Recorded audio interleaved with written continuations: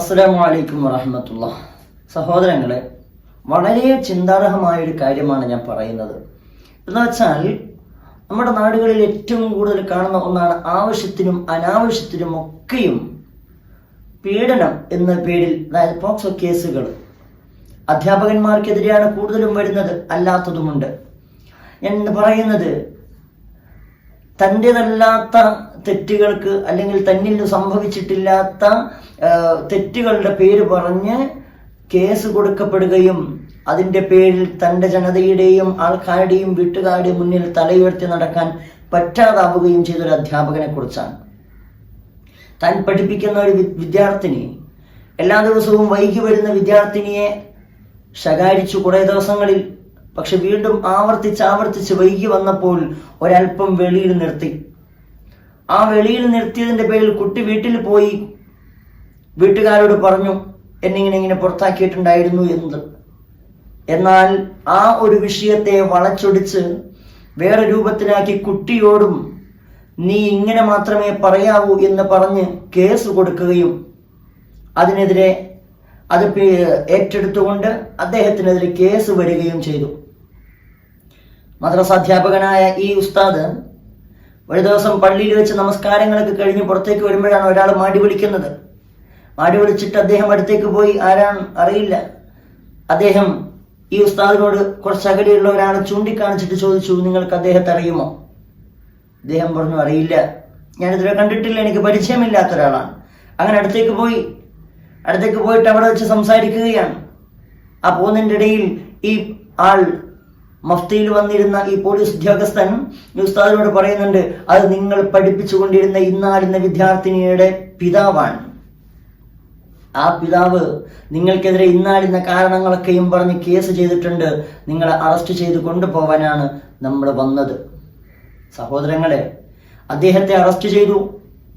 അങ്ങനെ ജയിലിൽ കഴിഞ്ഞ് ക്രൂരമായ പീഡനം അനുഭവിക്കേണ്ടി വന്നു. അതിനിടയിൽ വാദപ്രതിവാദങ്ങളും മറ്റുമൊക്കെ കഴിഞ്ഞപ്പോൾ ഇതിനെക്കുറിച്ച് കൂടുതൽ അന്വേഷിച്ചു. പുറത്തു നിന്നുള്ള അന്വേഷണങ്ങളും മറ്റുമൊക്കെ ആയപ്പോൾ ഇത് വലിയ ഗുരുതരമുള്ളൊരു വിഷയമല്ല എന്നറിഞ്ഞ് അദ്ദേഹത്തിന് ജാമ്യം കിട്ടുകയാണ്. കുറച്ചു കാലത്തേക്ക് ജാമ്യം കിട്ടി പുറത്തേക്ക് ഇറങ്ങി. പക്ഷെ അദ്ദേഹത്തിന് തൻ്റെ കുടുംബത്തിൻ്റെയോ വീട്ടുകാരുടെയോ മറ്റുള്ളവരുടെ മുന്നിൽ തല ഉയർത്തി നടക്കാൻ പറ്റാത്തൊരവസ്ഥ. എല്ലാവരും മറ്റൊരു കണ്ണോട് നോക്കുന്നു. അദ്ദേഹത്തിന് ജീവിക്കാൻ പറ്റുന്നില്ല. കേസാണെങ്കിൽ പിൻവലിക്കപ്പെട്ടിട്ടില്ല. എന്ത് ചെയ്യുമെന്നറിയാതെ നിൽക്കുകയാണ്. എപ്പോഴാണ് ആ വീട്ടുകാര് ഒരു സന്ധ്യ സംഭാഷണം, എന്ത് ചെയ്യണം? അങ്ങനെ അവർ പറയാണ്, ഈ കേസ് നമ്മൾ പിൻവലിക്കാം, 5 ലക്ഷം രൂപ നമുക്ക് തന്നേ പറ്റൂ.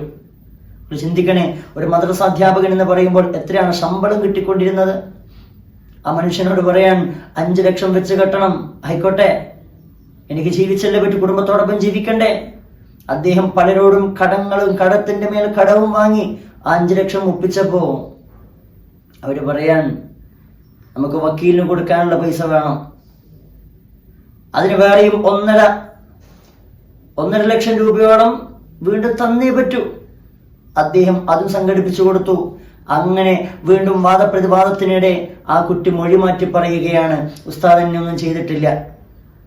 നിങ്ങൾ ചിന്തിച്ചു നോക്കണേ, സത്യമായ സത്യം അവസാനത്തിലാണ് പറയണത്. ആ സത്യം പറയാൻ വേണ്ടിയാണ് ലക്ഷങ്ങൾ വാങ്ങിയത്. അതിനു മുമ്പ് എന്തെല്ലോ കളവുകൾ ഈ കുട്ടിയോട് പറയിപ്പിച്ചാണ് ഈ അധ്യാപകനെ അറസ്റ്റ് ചെയ്തിരിക്കുന്നത്. സഹോദരങ്ങളെ, നമുക്ക് മുന്നിൽ ഒരുപാട് നിയമങ്ങളുണ്ട്. ആ നിയമങ്ങൾ മനുഷ്യരെ നന്നാക്കാൻ വേണ്ടിയാവണം. അതിനപ്പുറം ഒരു മനുഷ്യന്റെ ജീവിതം ഇല്ലാതാക്കുന്നതാവരുത്. ഇപ്പോൾ കാണുന്ന ബാലാവകാശം എന്ന് പറയുന്ന ഒരുപാട് നിയമങ്ങളുണ്ട്. അതിൽ വരുന്ന പല നിയമങ്ങളും കുട്ടികളെ നന്നാക്കാൻ പാടില്ല എന്നറിയിക്കുന്ന രൂപത്തിലാണ്. ഒരു കുട്ടിയെ ശകാരിച്ചുകൂടാ. വളരെ മോശമായി നടന്നൊരു കുട്ടിയാണെങ്കിൽ ആ കുട്ടിയെ ഒന്ന് ഉപദേശിച്ചുകൂടാ, അടിച്ചുകൂടാ, ശകാരിച്ചുകൂടാ. കുട്ടിയെ ഒന്ന് തുറിച്ചു നോക്കി പേടിപ്പിച്ചതിന്റെ പേരിൽ എന്നെ മാനസികമായി പീഡിപ്പിച്ചു എന്ന് പറഞ്ഞ് കേസ് കൊടുത്ത് ആ അധ്യാപകനെ 3 മാസം ജയിലിലിട്ട് ശിക്ഷിച്ച നാടാണ് നമ്മുടേത്. ഇതുപോലെയാണ് നിയമങ്ങൾ പോകുന്നത്. അതുകൊണ്ട് തന്നെ ശിക്ഷിക്കപ്പെടേണ്ട ആൾക്കാര് അതുണ്ട്. എല്ലാ അധ്യാപകരും നല്ലവരാണെന്ന് ഞാൻ പറയില്ല. ശിക്ഷ അർഹിക്കുന്ന ആൾക്കാരുണ്ട്. എന്നാൽ ശിക്ഷ ഒട്ടും അർഹിക്കാത്തവരെ പോലും നിസ്സാരമായ കാരണങ്ങൾക്ക് വേണ്ടി ശിക്ഷിക്കപ്പെടുന്നു എന്നുള്ളതാണ്. ഇതിന് ഒരു മാറ്റം അനിവാര്യമാണ്. നാഥൻ അനുഗ്രഹിക്കട്ടെ.